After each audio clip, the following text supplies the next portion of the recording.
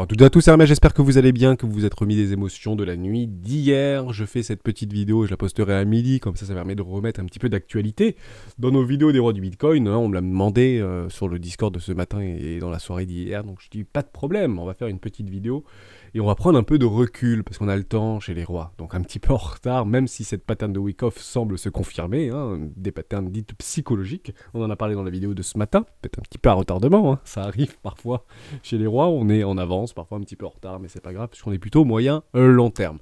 On va parler de ça, on va parler aussi des quelques minutes de la fête d'hier, qui a anticipé en fait ce petit mouvement baissier dans la nuit, notamment sur les bitcoins, mais également sur les S&P 500 et sur le Nasdaq, notamment quelques valeurs technologiques, on va les reprendre ensemble bien évidemment.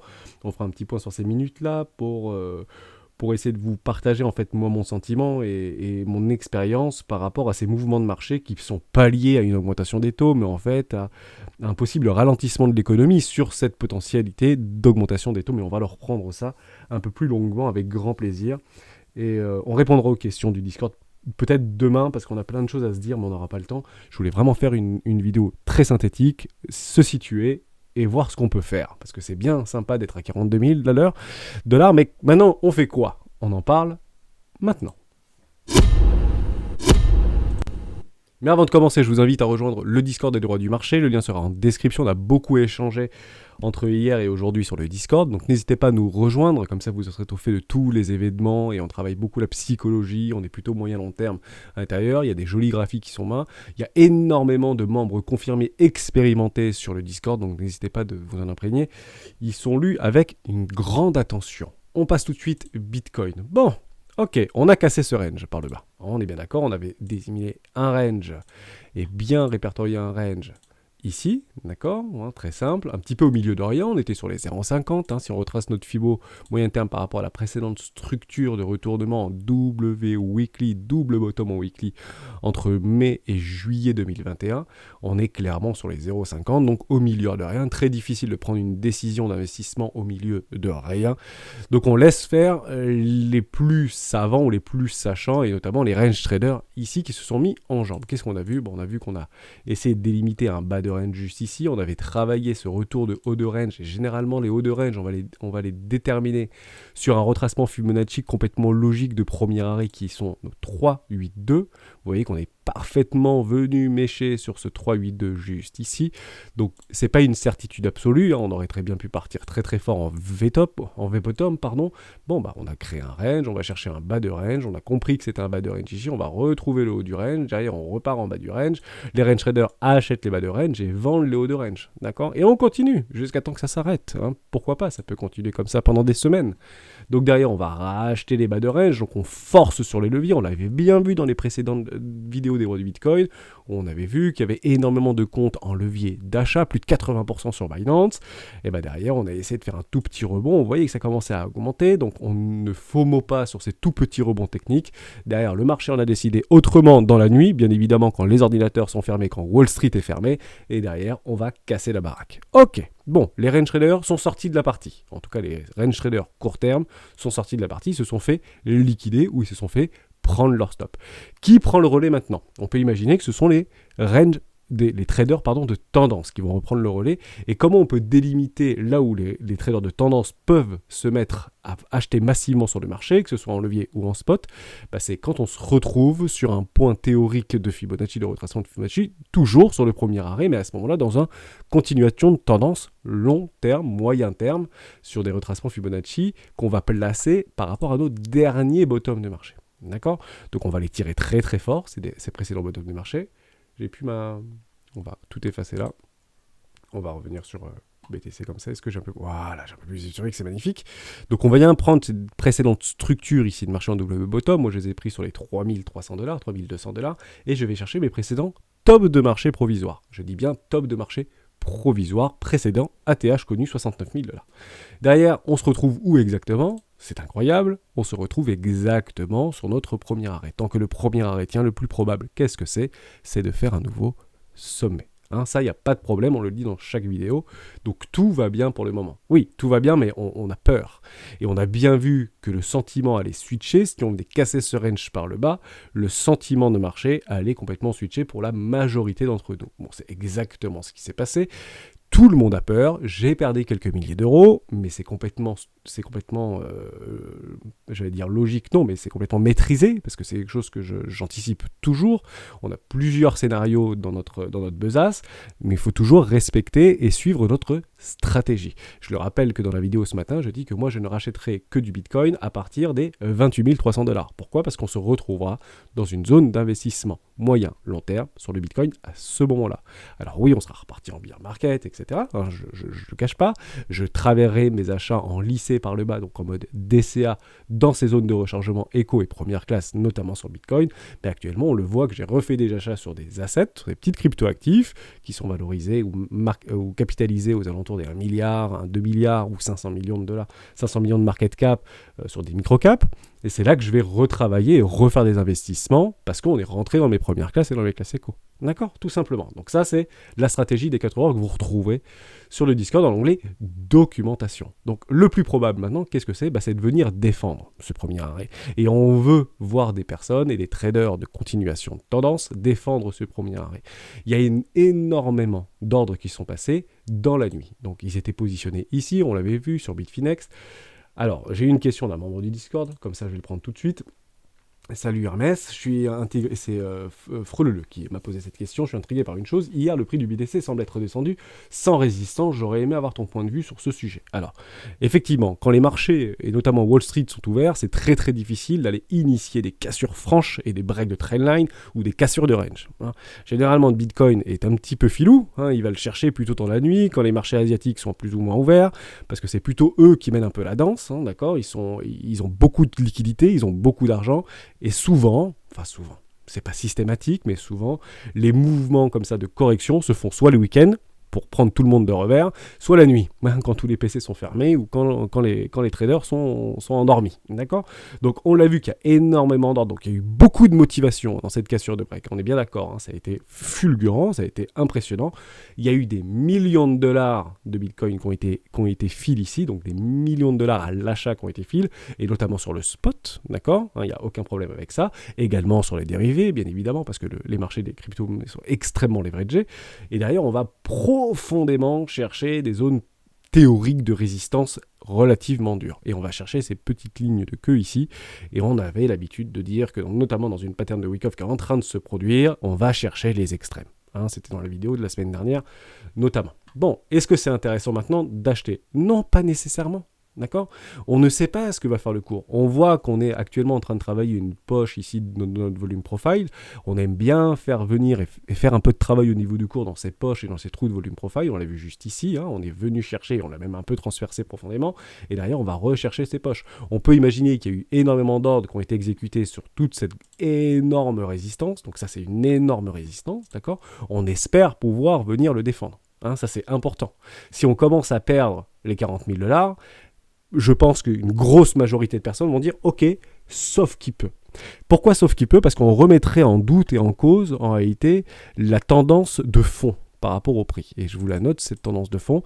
On est bien d'accord qu'on a des précédents lows, des nouveaux heights, un low qui est plus haut que le précédent. On va chercher un ATH, donc un nouveau height, et derrière, on est en train de travailler ce low.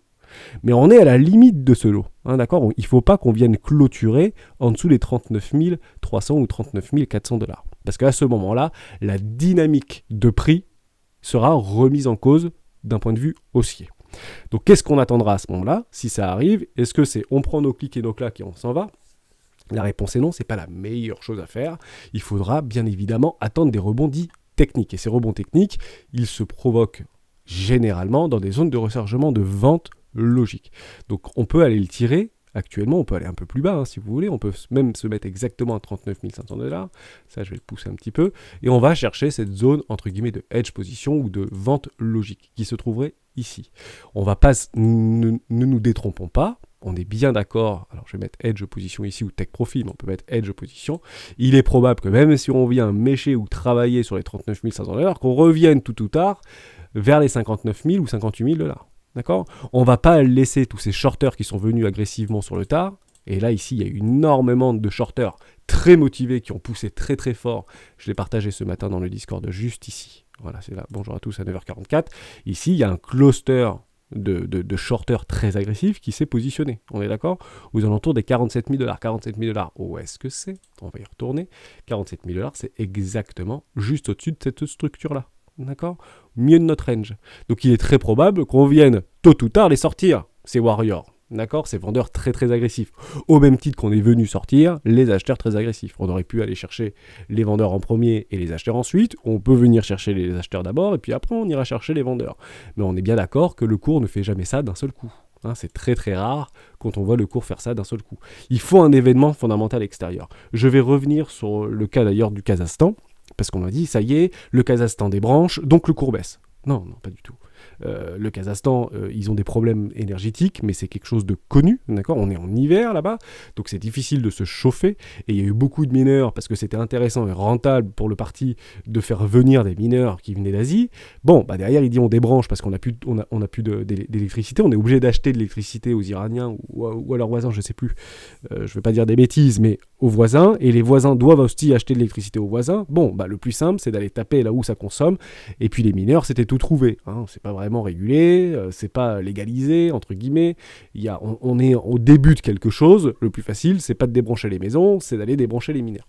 Bon, est-ce qu'il y a un impact ou pas sur le hash rate? Et ça, c'est très simple, vous allez aller sur blockchain.com, vous allez dans Explorer, et vous avez total hash rate actuellement. Bon, on est revenu au-dessus, en fait, de notre hash rate, par rapport au débranchage et à l'illégalité en Chine des mineurs, là où ils ont délocalisé. Bon, est-ce qu'on a eu un énorme impact? Alors, ces données sont peut-être pas complètement à jour, mais ça fait quand même quelques jours que les mineurs kazakhs ont commencé à débrancher, ou en tout cas à diminuer leur minage. Est-ce qu'il y a un impact ou pas sur le hash rate? La réponse est non. Bon, c'est pas ça. D'accord? Le hash rate reste au plus haut. On n'investit pas ou on ne trade pas dans ce que l'on croit, mais dans ce que l'on voit. Ce qu'on voit, c'est que le hash rate n'a pas bougé. Ok, on verra dans les prochains jours, prochaines semaines, mais pour l'instant, il n'y a aucun souci avec ça. Maintenant, on va parler de la Fed au niveau des petits taux, les taux d'emprunt, etc. Bon, on va regarder sur les taux, et là, je vous ai mis les taux à 10 ans et les taux à 30 ans, je crois. C'est ici 30 ans et ici 10 ans. Bon, on voit que ça monte. Ok, bon, on l'avait pricé, on est quand même dans une jolie tendance haussière, et les taux, on commence déjà, et les marchés financiers, donc ça c'est les taux sur les marchés financiers secondaires. Donc derrière, il y a actuellement des personnes qui pricent en fait l'augmentation de ces taux, ok, que ce soit sur le 10 ans et que ce soit sur le 30 ans, mais je vous rappelle que juste ici, c'était en mars dernier, on est d'accord qu'on était au plus haut. Est-ce que ça avait fait grand-chose sur le marché? En mars dernier, on va revenir tout de suite. Bon, ça avait dérangé personne en mars 2021. On avait même fait un nouveau sommet. Ok? Donc c'est après, entre guillemets, quand tout baisse et quand on a, entre guillemets, le retour à la réalité. Et on va regarder ici, par exemple, sur ce crack-là, entre mai et juillet, qu'est-ce qui s'est passé sur nos taux entre mai et juillet? On va regarder ensemble. Hop, entre mai, juste ici, hein. Ah voilà, j'y suis, c'est là. Mai et juillet, bon, ça s'est un peu pété la tronche au niveau des taux, d'accord? Donc on peut même dire que la corrélation, c'est pas parce que les taux augmentent que le Bitcoin baisse, parce que là on voit bien juste avant que le Bitcoin baisse et que les taux baissent. Bon, est-ce qu'il y a une corrélation par corrélation? Il y a des formes de corrélation. Maintenant, qu'est-ce que ça impacte en réalité l'augmentation des taux? Ce n'est pas parce que les taux augmentent que en fait les marchés vont craquer. En réalité, les marchés vont anticiper, vont pricer le fait que si les taux remontent, donc il y aura moins de liquidités et moins d'emprunts accordés aux Américains et au monde entier, aux Européens, parce qu'on voit aussi que côté Europe, les taux de la BCE montent, bien évidemment, sur les taux d'obligation. Donc moins d'emprunts, donc moins de facilité d'emprunt pour les populations. Donc si moins d'emprunts, moins de consommation, donc ralentissement économique. Donc en réalité, le marché ne price pas l'augmentation des taux, le marché price le ralentissement économique que cela peut engendrer. Ok ? Il y a une deuxième chose que ça peut engendrer, c'est l'inflation. En fait, la Fed nous explique et la BCE vont diminuer légèrement, alors je dis bien légèrement, l'impression monétaire, donc moins d'argent qui va arriver sur les marchés, que ce soit primaire ou sur le marché secondaire. Donc moins de thunes pour acheter, entre guillemets, les actions et les actifs des entreprises. Ok, donc ça, plus ça commence à grincer un petit peu. Et ensuite, il y a aussi un effet de mouvement de capitaux par rapport aux dettes publiques, parce que si on augmente les taux, les dettes publiques sur un tel niveau actuellement dangereux, c'est qu'on n'a pas le choix, les États n'ont plus le choix que d'augmenter les taux pour redonner confiance aux investisseurs pour qu'ils leur prêtent de l'argent. Ok. Pourquoi? Parce qu'en fait, on s'aperçoit, et notamment sur la dette française, plus de 50% de la dette française appartient à des tierces, d'accord? Ça n'appartient pas aux Français. Donc derrière, ces personnes-là ont besoin de garanties. S'ils veulent donner leur argent ou prêter leur argent à l'État français ou à l'État américain ou à l'État allemand, d'accord? Eh ben, il faut des garanties supplémentaires. Et la garantie supplémentaire, c'est tout simplement la gestion du risque. Et la gestion du risque, c'est l'augmentation des taux, les taux de rendement. D'accord? Donc ça, c'est très important. À ce moment-là, l'augmentation des taux, baisse de l'inflation. Pourquoi baisse de l'inflation? Parce que moins de consommation. Si moins de consommation, moins de pression sur les matières premières, moins de pression sur la consommation globale. Donc diminution de l'inflation, voire déflation. Augmentation des taux, donc moins de croissance économique indirectement. Donc chute des marchés. Donc c'est un petit peu comme ça qu'on va essayer de travailler psychologiquement sur une gymnastique psychologique, de dire qu'on est en train de pricer quelque chose qui potentiellement peut arriver. Ok, et j'ai l'habitude de le dire dans la vidéo des rois, c'est que le marché a tendance à pricer l'avenir et se trompe très rarement. Maintenant, Jérôme Powell peut très bien revenir pour dire non, vous inquiétez pas, on va pas faire un crack financier maintenant, c'est pas le moment, on va revenir en arrière, on va plutôt faire 2023-2024 parce que finalement, nouveau variant, ça va arriver gros comme une maison, ça arrive tout le temps comme ça. Donc, est-ce qu'on peut aujourd'hui, de façon radicale, augmenter les taux? La réponse est non, d'accord? Donc, le marché est en train de nettoyer les order books, ça, on est bien d'accord que sur le S&P 500, on va le regarder ensemble si vous voulez. Sur le S&P 500, on est au plus haut de tous les temps, on fait des nouveaux sommets. Bon, c'est normal qu'on vienne un petit peu nettoyer. On vient juste faire en fait un test de notre ligne de coup d'un précédent W Weekly ici. Il n'y a pas vraiment de problème, un peu profondément. Est-ce qu'on va éventuellement trouver quelque chose comme ça? Est-ce que c'est impossible? Non, c'est pas impossible. Mais ça fait en fait des mois qu'on price la chute. Ici, c'est la fin du monde. Ici, c'est la fin du monde. Ici, c'est la fin du monde. Ici, c'est la fin du monde. Ici, c'est la fin du monde. Ici, c'est la fin du monde. Ici, ce sera la fin du monde. Mais la personne en fait qui a commencé à pricer la fin du monde, c'était ici. Si vous n'êtes pas monté dans le bateau, c'est un peu dommage quand même. D'accord? Donc, très franchement, on va le faire comme ça, on essaye de bien prendre du recul. On imagine que ici, personne ne voulait acheter, les marchés financiers étaient en berne, Covid, on ne savait pas dans quoi on allait être mangé. Bon, c'est clairement ici, d'un point de vue psychologique, que les mastodontes achètent. Ils achètent tellement fortement qu'au bout de 3-4 mois, le truc, il a refait un ATH. Ok. À partir de là, c'est pas normal, en fait, dans la psychologie de la majorité des gens, pour dire, mais c'est pas possible, on est en plein Covid, le monde est confiné, les avions ne volent plus, les gens ne voyagent plus, les gens ne consomment plus, il y avait des pénuries de papier toilette dans les supermarchés partout en Europe. Derrière, on dit, mais comment c'est possible que la bourse monte? En fait, la bourse price déjà la reprise économique. Facilité monétaire, de la planche à billets et diminution des taux. C'est ça la réalité. Donc derrière, le marché explose. Et maintenant, depuis ce temps-là, on essaye de pricer la chute, le crack économique. Mais on ne peut pas pricer ici le crack économique, on ne peut pas pricer ici le crack économique, on ne peut pas le pricer ici, ici, ici, ici. Je ne dis pas qu'il n'arrivera pas. Je dis que c'est impossible de l'anticiper. Malheureusement. C'est impossible de l'anticiper. Le sentiment de marché général est dans l'extrême peur aujourd'hui, ça on peut le revoir, et notamment sur le Bitcoin, sur le scalping, on est revenu dans l'extrême peur. Est-ce que c'est dans l'extrême peur qu'on vend? Ou est-ce que c'est dans l'extrême peur qu'on achète et qu'on commence à réfléchir à positionner des achats? C'est clairement dans l'extrême peur qu'on commence à positionner des achats, puisque l'objectif, c'est faire le contraire de ce que la majorité pense. Et vous-même, vous avez eu des émotions, pour ceux qui viennent d'arriver sur les marchés des cryptoactifs, vous avez eu des très fortes émotions, vous avez eu et vous êtes peut-être probablement surexposé, donc attention à la surexposition. Beaucoup de membres confirmés, expérimentés sur le Discord ont moins de 50% de leur capital d'investissement crypto actuellement sur les cryptoactifs, et ils n'ont aucune émotion. Parce que l'expérience. D'accord. On parlera d'ailleurs de questionnaire des rois. Il y a plus de 900 personnes qui ont répondu au questionnaire des rois. C'est très très intéressant ce qu'on peut en découdre. Je ferai une vidéo ce week-end là-dessus. Bon, ok, j'espère que j'ai été clair là-dessus. Tout va bien, c'est pas encore la fin des temps. D'accord. Et je dis souvent, il est très probable, je ne dis pas que c'est une certitude, je dis qu'il est très probable que si on doit retourner un marché de façon catégorique, c'est clairement, on peut l'imaginer juste ici par exemple, c'est ici on avait clôturé, un peu comme sur Facebook on a parlé ce matin, ici on avait clôturé le S&P 500 dans un énorme M-top en weekly, à ce moment-là on dit ok, le signal a été donné pour dire il y a un retournement de marché long terme. Ok, il y a un retournement de marché long terme. Tout simplement. Et à ce moment-là, il faut dire ok, il faut commencer à prendre des profits et sécuriser. Bon, qu'est-ce que le cours fait derrière et qu'est-ce que le S&P fait? Nouveau sommet. Ok. Comment on fait? On a vendu ici, dans la peur, derrière on rachète là? On rachète là? Ou on rachète, comme beaucoup pensent, et je vais revenir sur le Bitcoin, je vois beaucoup de commentaires passer comme ça, je ne rachèterai pas avant les 30 000 $. Ok, d'accord. Rappelez-vous, juste ici, j'ai vu beaucoup de personnes, et notamment sur YouTube, et sur les réseaux, et sur les communautés, je n'achète pas de Bitcoin avant les 20 000 $. Parce que tout le monde était certain ici que le Bitcoin allait arriver à 25, 24 ou 20 000 $. C'était une certitude. Une certitude absolue. En plus, on avait eu quelque chose de très très méchant. C'était une épaule tête épaule qui était en train de se confirmer. C'était pas très joli. J'aime bien vous les tracer, les épaules tête épaule.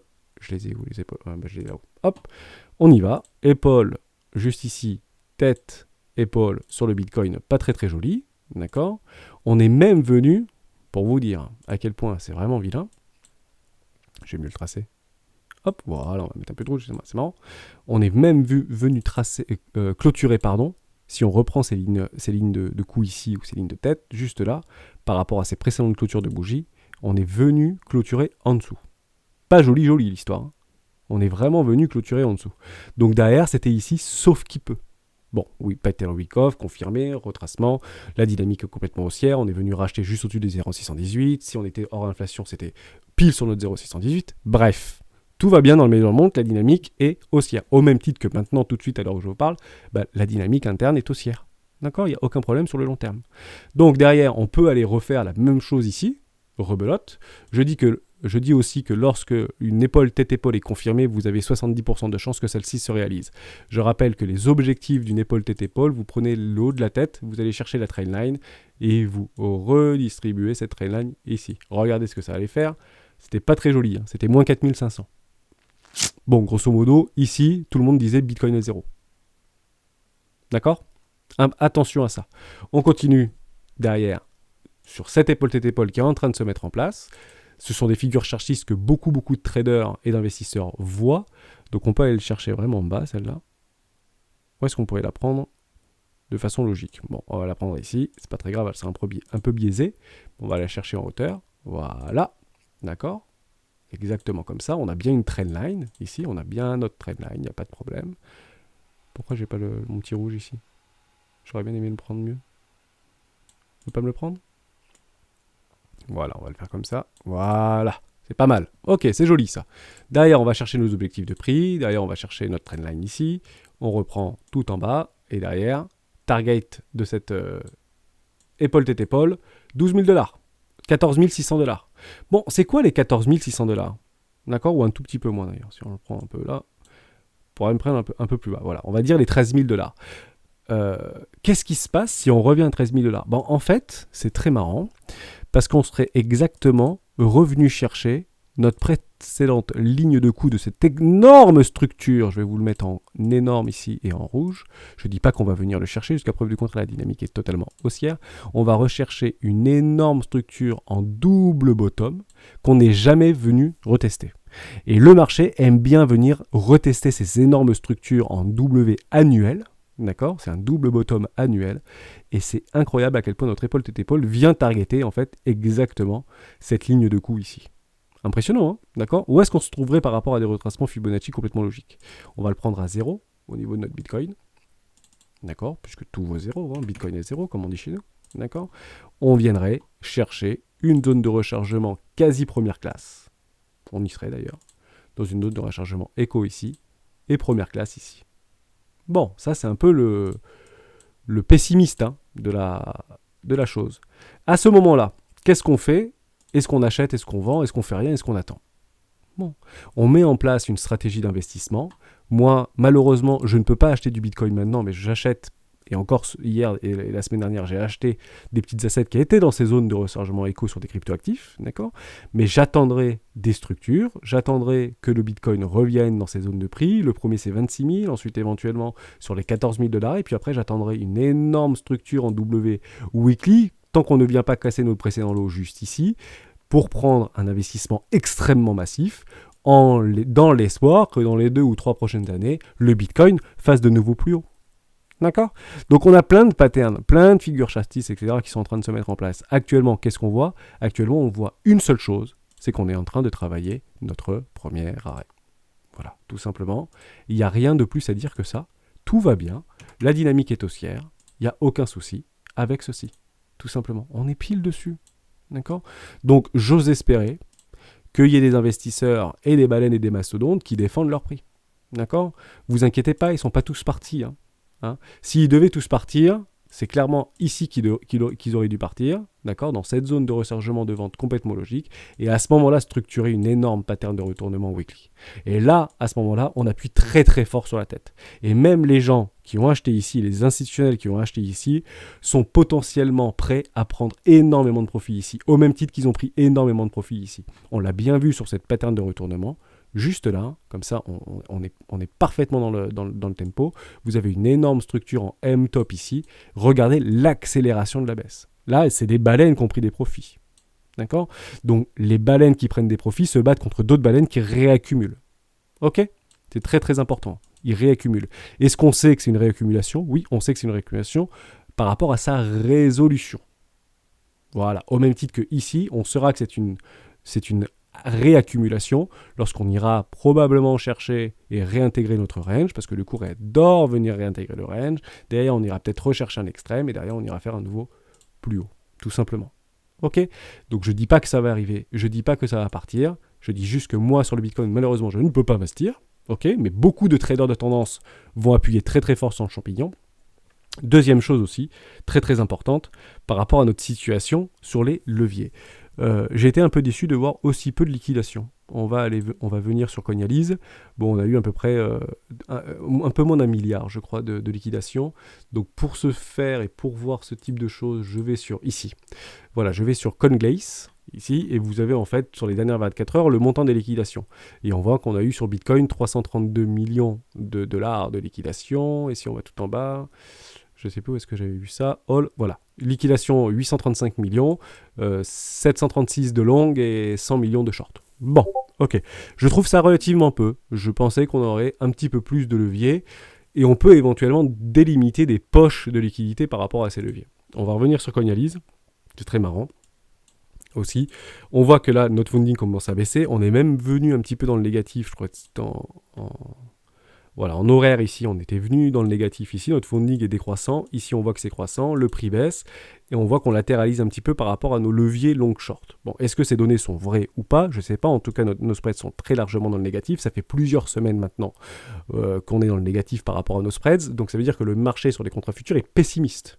Ok? Ça on l'avait dit, on savait qu'à un moment donné ça allait arriver. Il y avait énormément de comptes sur Binance, et toujours aujourd'hui, énormément de comptes sur Binance qui sont encore en levier d'achat. D'accord? Bon, je pense qu'on va remettre à jour peut-être que c'est à quelques heures ou quelques jours de différé. Donc on va bien observer ça pour voir si oui ou non la data en fait descend. Peut-être qu'on va passer à 70-30 ou 65-45. À ce moment-là, ce sera quand même relativement bon pour le marché et sain pour le marché. On attendra. Moi, je suis un peu déçu, je pensais que ça allait être un peu plus profond. Ce qui veut dire probablement deux choses. Soit on va chercher des liquidités beaucoup plus bas. Et on appuie très très fort, parce que peut-être que des gens en quête continuent à acheter le dip. C'est pas le moment d'acheter le dip, on attendra des vraies structures de retournement pour à ce moment-là envisager un nouvel investissement, et notamment pour les traders de tendance, d'accord? C'est pas le petit qui arrête ce prix, ce sont des énormes. Ce sont les baleines qui arrêtent une chute. Ici, les baleines, elles n'ont pas réussi à arrêter la chute. Elles se sont fait même emporter. Vous pouvez pas arrêter ce type de choses. Ça sert strictement à rien d'acheter un avion qui chute, quoi. Ok, ou un train qui tombe, ou une pierre qui tombe, ou un couteau qui tombe. D'accord? On attendra des jolies structures. Ok, et vous voyez bien que quand la structure est confirmée, derrière ça fait des très très jolies poussées. Beaucoup dans le déni, parce que tout le monde voulait acheter du Bitcoin à 20 000. Donc on regardera dans les prochains jours à combien les gens veulent acheter du Bitcoin. Je pense que les gens veulent acheter du Bitcoin à 30 000 aujourd'hui. Probable qu'on n'y aille pas à 30 000. Ok? Donc ça c'était très important. Pour l'instant on est juste sur notre premier arrêt. Je vais vous remettre aussi la petite pattern de Wyckoff qui était très intéressante. Et juste ici. Bon, on est bien en train de la... Alors, je vais juste faire ça. Hop, tout effacé. Et je la remets. Voilà. Donc je vous l'ai mis un petit peu en transparence. Bon, c'est magnifique. On est vraiment là-dedans, quoi. Donc si on voit que, on ne le sait pas, c'est encore une pattern extrêmement psychologique, mais on voit qu'on réintègre notre milieu de range et derrière on va rechercher un dernier extrême, qu'on vienne vraiment chercher ces lignes de coup et voir qu'on vienne peut-être percer les 40 000 $. Alors là c'est sauf qui peut, probable que derrière ça fasse quelque chose à peu près comme ça. Et on structurait quelque chose de juste incroyable, d'accord? Une énorme pattern de continuation égale les 90 000 $. On n'y est pas du tout. On attendra juste des petites structures se positionner sur notre prix, tout simplement, sur le prix du Bitcoin. On attendra ces structures. On a le temps chez les rois, il n'y a aucun problème. Même si vous perdez, très franchement, 6, 10, 12% d'augmentation en attendant ces jolies structures, et je parle pour les traders de tendance, pas pour les investisseurs, bah vous pouvez très bien attendre 12%, parce que si vous achetez maintenant un petit peu massivement, et notamment un levier, bah derrière, vous pouvez vous prendre du moins 30% encore jusqu'aux 30 000 $. Ok. Et c'est fou ce que je vais dire, mais c'est sans remettre en cause la dynamique très long terme. Tant qu'on ne vient pas casser les 30 000 et clôturer en dessous des 30 000 $, la dynamique long terme est haussière sur le Bitcoin. C'est dur à entendre, hein, d'accord? Donc c'est pour ça que c'est difficile de se positionner. Bon, par contre, on voit quand même quelque chose de très intéressant. Si on vient rechercher nos précédentes structures, de bottom en W Weekly, où est-ce qu'on est en train de travailler actuellement? On est exactement en train de travailler dans une zone de rechargement d'achat moyen terme. Il y a des personnes et des gros portefeuilles qui vont acheter ici. Elles n'achètent pas systématiquement ici, d'accord? Elles attendront des zones de rechargement d'achat. C'est pour ça que je vous disais, il y a quelques temps, on est au milieu de rien, c'est quand même bizarre, on peut aller plus profondément. Et notamment aller chercher ces lignes ici. Bon, c'est exactement ce qu'on fait. Bon, c'est formidable. Bon, maintenant, on agit dans ce que l'on voit et non pas dans ce que l'on croit. Ce qu'on verra plus tard, et c'est à ce moment-là que je vous demande, moi, d'attendre, attendez ce type de choses. Attendez ce type de choses éventuellement pour commencer à vous positionner. Derrière, vous serez très probablement récompensé. Très probablement récompensé. Soyez patient. Dernière chose par rapport aux poches de liquidité complètement logique. Il y a eu énormément de traders, et notamment de traders de continuation, qui ont acheté le premier arrêt. Et j'ai vu beaucoup d'influenceurs acheter cher le premier arrêt de ce retracement de continuation de tendance logique. Juste ici, sur les 53 000 $, peut-être que vous connaissez des influenceurs et des youtubeurs qui ont acheté fortement les 38,2. Bon, j'en connais quelques-uns. Je ne suis pas trader de continuation de tendance, donc je n'ai pas acheté les 53 000. Par contre, j'ai fait des investissements lorsque le Bitcoin était 53 000 sur des cryptoactifs que j'ai d'ailleurs racheté la semaine dernière. On suit la stratégie, coûte que coûte. Pas d'émotion, on suit le train, tout va bien. Il n'y a pas de problème. Bon, on peut imaginer qu'ici, il y a eu beaucoup de personnes qui ont acheté un levier. On va les calculer, ces leviers-là. On dit qu'ici, et on l'avait vu sur nos indicateurs techniques, sur Coinalyse, etc., qu'il y avait eu énormément d'achats dans cette zone-là sur notre premier arrêt. On peut regarder où est-ce qu'ils sont actuellement les leviers, Si on baisse un peu, donc déjà tous les leviers x100, x50, etc., ils sont tous sortis. Lorsqu'on vient chercher ici, vous voyez, on a sorti tous les leviers x10. Si on baisse de 10% par rapport à notre premier arrêt. Donc ici, vous vous rappelez qu'on avait sorti beaucoup de personnes déjà. Beaucoup de personnes étaient sorties. On crée un range par rapport à tous les leviers x10. On va continuer à baisser et on va chercher actuellement. Qu'est-ce qu'on est venu chercher? On est venu chercher à moins 20%. Donc tous les leviers x5 sont sortis. Ok? On le voit très très bien là-dessus, voilà, sur The Kingfisher. On est venu chercher, il y avait des gros clusters, je ne sais pas si vous vous rappelez, sur les 42, 41 000 $, là. Bon, on est venu les sortir. Bon, après, là, c'est des shorters. On va venir les sortir. Il est très probable qu'on vienne les sortir aussi. Et on va chercher très très loin et regarder où est-ce qu'il est le plus gros cluster de liquidation. Actuellement, sur des achats, c'est proche des 31 000, 32 000 $. Où est-ce qu'on est par rapport à nos poches de liquidité sur les 32 000 $? Si on revient juste ici sur notre Bitcoin, par rapport à notre premier arrêt précédent, on va tirer jusqu'à moins 50%.